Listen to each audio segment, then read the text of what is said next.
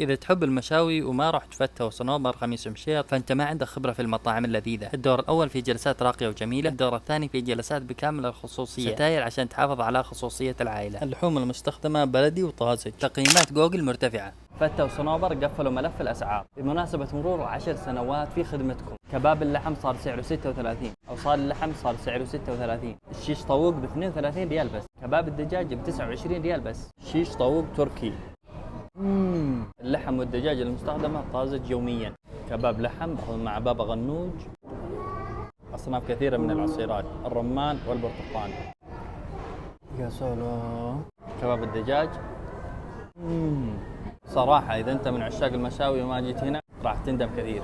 أوصال لحم فيها قرمشة ونكهة لذيذة. حميسة لحم فريش يوميا تنأكل مع خبز التنور.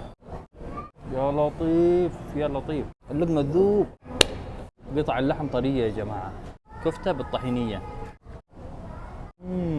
اللحم متغطي بالطحينية، محمرة بالجوز، متبل باذنجان، فيها نكهة تدخين كذا مثل الحطب.